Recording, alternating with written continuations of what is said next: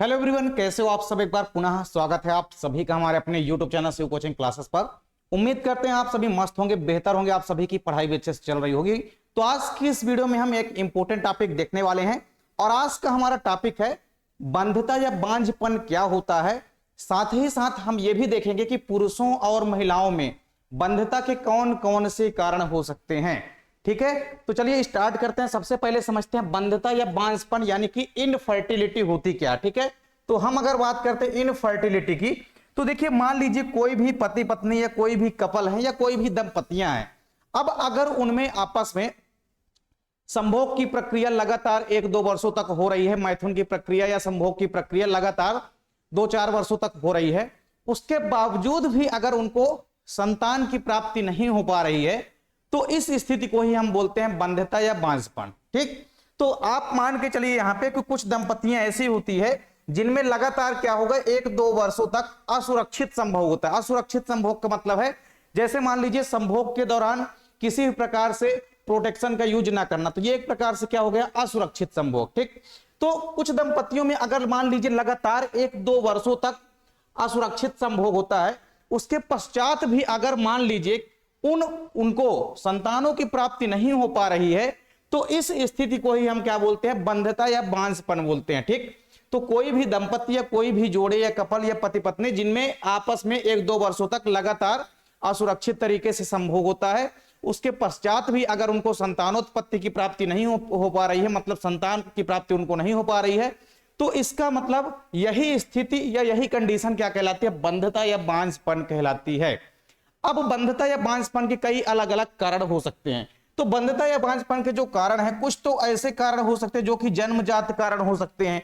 हो सकता है उस महिला के अंदर कुछ ऐसे कारण हो जो कि जन्मजात रूप से ही उपस्थित हो। अभी आप देखेंगे भी कि महिलाओं के अंदर ऐसी कौन कौन सी कमियां होती है या कौन कौन से ऐसे जन्मजात कारण होते हैं जिनकी वजह से वो संतानोत्पत्ति की प्राप्ति नहीं कर पाते हैं।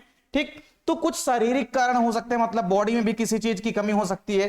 कुछ जन्मजात कारण, मतलब जन्म से ही कोई ऐसा कारण उपस्थित है, कोई ऐसी कमी उपस्थित है जिसकी वजह से अच्छे से निषेचन नहीं हो पा रहा है अंडवाहिनी के अंदर।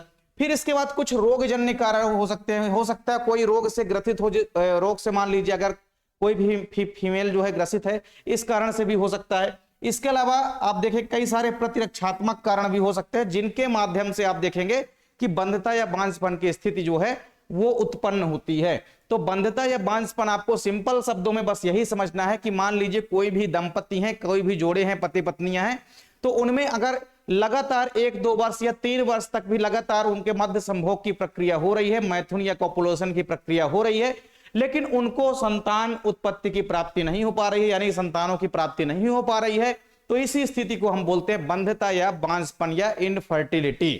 तो कई सारे कारण हो सकते हैं। कुछ शारीरिक कमी, मतलब शरीर में कई सारी बॉडी में अगर कई सारे पदार्थों की कमी है तो उसकी वजह से हो सकते हैं। ठीक है, जन्मजात कुछ कारण हो सकते हैं, जैसे मान लीजिए किसी महिला के अंदर क्या होता है, जो गर्भाशय की आकृति होती है वो अनियमित होती है या कि आकृति छोटी होती है, जिस कारण से भी बहुत सारी परेशानियां हो सकती है।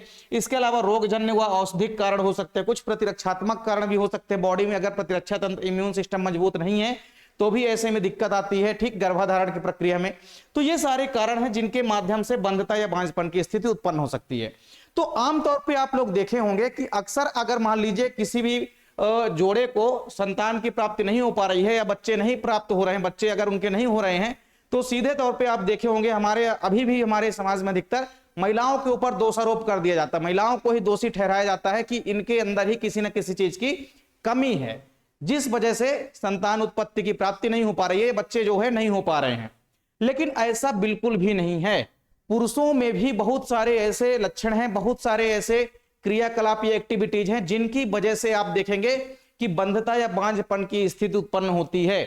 तो बहुत सारे पुरुषों के कारण हैं, ठीक है, जो बंध्यता या बांझपन के कारण बनते हैं। बहुत सारे लक्षण ऐसे पुरुषों के होते हैं और कई सारे ऐसे लक्षण महिलाओं के भी होते हैं जिनकी वजह से वो संतान प्राप्त नहीं कर पाती हैं। तो चलिए सबसे पहले हम समझते हैं कि महिलाओं में बंध्यता के कौन कौन से कारण हैं। ठीक, तो महिलाओं की अगर हम बात करते हैं तो जैसे कुछ महिलाएं ऐसी होती है जिनका जो गर्भाशय होता है, गर्भाशय को हम क्या बोलते हैं यूट्रस। तो गर्भाशय या यूट्रस जो होता है वो जन्मजात रूप से ही क्या होता है विकृत होता है, मतलब इसका आकार जो होता है जिस शेप और साइज का होना चाहिए, तो जन्मजात से ही किसी किसी महिला के ऐसे अंदर ऐसे होता है कि जो गर्भाशय की संरचना होती है, स्ट्रक्चर होती है, वो जन्म से ही बिगड़ी हुई होती है, अनियमित रूप से होती है, जिस प्रकार से होना चाहिए, है ना, जिस शेप और साइज की होना चाहिए, जिस आकार व आकृति की होना चाहिए, उस आकार व आकृति के नहीं होते हैं। तो ये भी एक इंपोर्टेंट कारण है वंध्यता या बांझपन का, कि गर्भाशय का या यूट्रस का जन्म से ही विकृत होना। तो अगर विकृतियां हैं, कुछ ना कुछ खराबियां हैं गर्भाशय में, जिस वजह से वहां पे अच्छे से गर्भधारण नहीं हो सकता है और उस महिला को फिर बिल्कुल भी संतान की प्राप्ति नहीं हो सकती। दूसरा इंपॉर्टेंट जो कारण है महिलाओं का, वो ये है कि फैलोपियन नलिका जो होती है, जिसको कि हम अंडवाहिनी बोलते हैं या फैलोपियन ट्यूब बोलते हैं, तो ये जो अंडवाहिनी नलिका होती है, हमको पता है कि निषेचन कहां होता है, निषेचन इसी अंडवाहिनी नलिका के अंदर ही होता है। तो फैलोपियन नलिका द्वारा देखेंगे कि अंडाणु को ले जाने में असमर्थता। कभी कभी क्या होता है कि कुछ महिलाओं के अंदर जो अंडवाहिनी होती है वो कमजोर हो जाती है, सही तरीके से काम नहीं कर पाती है। तो जब अंडवाहिनी सही तरीके से काम नहीं कर पाती है, तो ऐसी कंडीशन में होता क्या है कि जो अंडाणु आता है अंडवाहिनी में, तो अंडवाहिनी जो है उसको आगे नहीं ले जा पाती है। ठीक है, अब देखिए निषेचन क्या होता है, निषेचन होता है कहां, अंडवाहिनी में होता है। तो फैलोपियन नलिका द्वारा जो अंडाणु है, अंडाणु को ले जाने में असमर्थता। जैसे हमने आपको अंडवाहिनी की संरचना पढ़ाई थी। अब जो अंडवाहिनी की संरचना होती है वो 3 भागों से मिलकर के बनी होती है। कितने भागों से मिलकर के बनी होती है? 3 भागों से मिलकर बनी होती थी।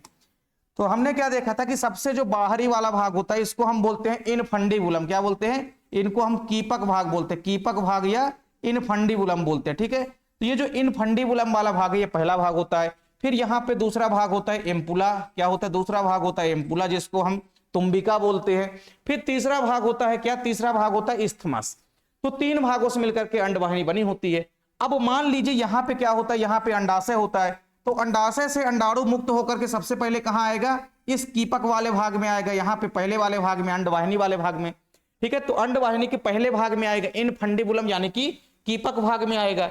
ठीक है, तो आपको यहां पे समझना है कि जैसे ही मान लीजिए अंडाशय से अंडाणु आया इस अंडवाहिनी में, तो अब ये अंडवाहिनी के अंदर अगर असमर्थता है इस अंडाणु को आगे ले जाने में, तो ये बताइए आप कि जब अंडाणु यहीं पर रह जाएगा, अंडाणु आगे जा ही नहीं पाएगा, मतलब अंडवाहिनी में कुछ खराबी है, कुछ कमजोरियां हैं और कई सारे डिसीज हो सकती है, जिसकी वजह से अंडवाहिनी कभी कभी कमजोर पड़ जाती है। तो जब अंडवाहिनी कमजोर हो जाती है तो ये क्या करती है? अंडाणु को आगे नहीं ले जा पाती है।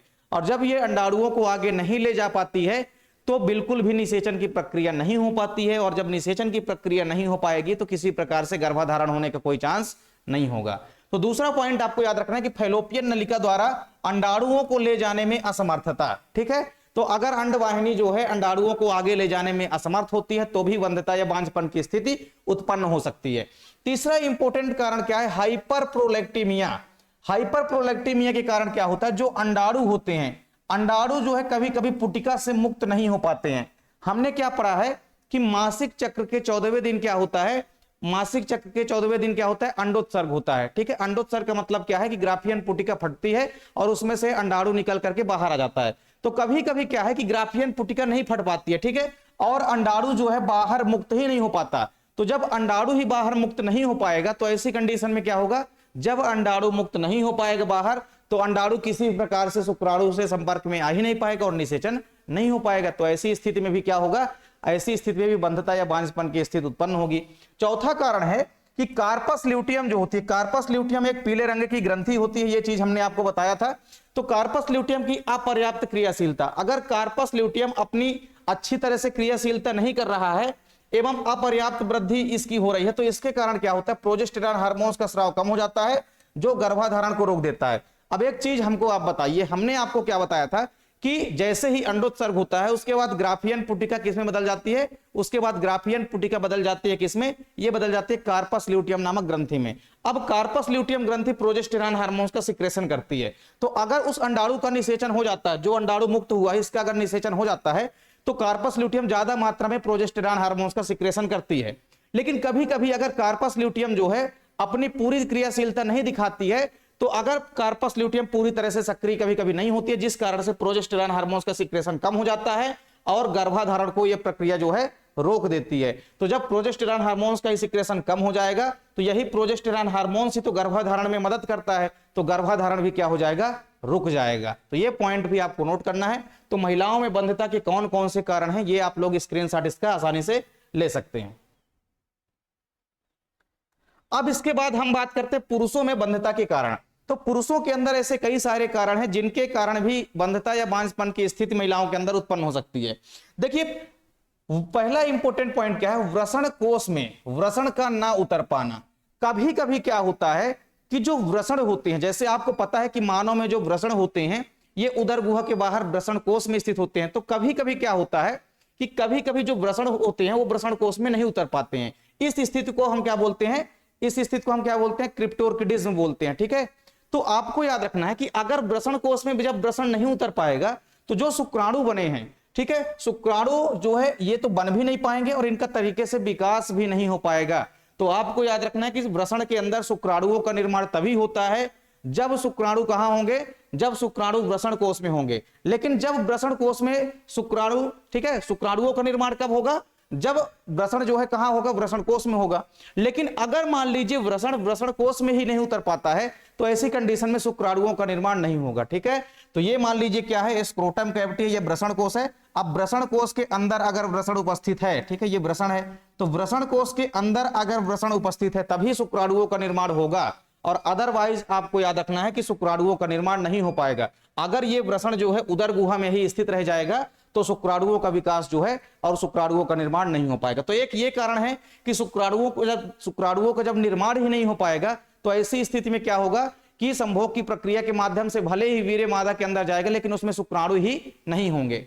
दूसरी इंपॉर्टेंट पॉइंट क्या है कि वीर्य में फ्रक्टोज की कम मात्रा का होना। तो वीर्य में अगर फ्रक्टोज की कम मात्रा है तो ये इसके माध्यम से आप लोग देखेंगे कि जो पूंछ के माध्यम से शुक्राणु गति करते हुए आगे बढ़ता है तो उसको एनर्जी भी नहीं मिल पाएगी बराबर मात्रा में। फिर तीसरा इंपॉर्टेंट कारण है कि वृषण में कभी कभी क्या हो जाता है, पानी भर जाता है, जिस रोग को हम बोलते हैं हाइड्रोसील रोग। क्या बोलते हैं, हाइड्रोसील। तो वृषण में आपको याद रखना है कभी कभी पानी भर जाता है, इसको हम एक रोग का नाम देते हैं और उसको हम बोलते हैं हाइड्रोसील होना। तो अगर हाइड्रोसील हो जाता है, वृषण में पानी भर जाता है, तो इस स्थिति में भी शुक्राणुओं का निर्माण ही नहीं हो पाएगा और भले ही आप देखेंगे कि संभोग की प्रक्रिया होगी लेकिन उसमें शुक्राणु जो है मादा के अंदर नहीं जा पाएंगे, और जब शुक्राणु नहीं मिलेंगे अंडाणु से तो निषेचन नहीं होगा, यानी गर्भाधारण का कोई भी चांस नहीं होगा। एक आखिरी पॉइंट आपको याद रखना है कि अत्यधिक शराब पीना। अगर ज्यादा मात्रा में कोई भी व्यक्ति शराब पीता है तो आपको याद रखना है कि उसके अंदर शुक्राणु जनन की प्रक्रिया कम हो जाती है। ज्यादा मात्रा में शराब का सेवन करने से स्पर्मेटोजेनेसिस की प्रक्रिया यानी शुक्राणुओं के बनने की प्रक्रिया क्या हो जाती है, कम हो जाती है। तो जब शुक्राणु कम मात्रा में बनेंगे तो इससे भी बंध्यता या बांझपन की स्थिति उत्पन्न हो सकती है। फिर इसके बाद आप देखेंगे एक आखिरी पॉइंट है कि शुक्राणुओं की संख्या, वीर्य की मात्रा और शुक्राणुओं में गतिशीलता में कमी आना। आपको याद रखना है कि अगर निषेचन होना है तो निषेचन के लिए जो स्पर्म या शुक्राणु होते हैं इनकी संख्या पर्याप्त मात्रा में होनी चाहिए, वीर्य की मात्रा भी पर्याप्त मात्रा में होनी चाहिए और शुक्राणुओं में गतिशीलता होनी चाहिए। अगर शुक्राणुओं में गतिशीलता नहीं है तो निषेचन अच्छे से नहीं हो पाता है, और जब निषेचन ही नहीं होगा तो सीधी सी बात है कि प्रेग्नेंट या गर्भाधारण होने का कोई भी चांस नहीं है। तो ये पुरुषों के अंदर भी कई सारे ऐसे कैरेक्टर होते हैं, कई सारे ऐसी समस्याएं होती है जिनकी वजह से बंध्यता या बांझपन की स्थिति जो है महिला को झेलनी पड़ती है और उनको संतान उत्पत्ति की प्राप्ति जो है नहीं हो पाती है। तो एक चीज तो आपको समझ में आ गई कि अगर भले ही संभोग की प्रक्रिया हो रही है लेकिन पर्याप्त मात्रा में शुक्राणु अगर नहीं पहुंच पा रहे हैं महिला के अंदर योनि के माध्यम से, या पर्याप्त मात्रा में शुक्राणुओं में गतिशीलता नहीं है, पर्याप्त मात्रा में शुक्राणुओं में फ्रक्टोज की मात्रा नहीं है, तो इससे भी निषेचन की प्रक्रिया नहीं हो पाती है। ठीक है, तो आपको यह चीज याद रखना है। तो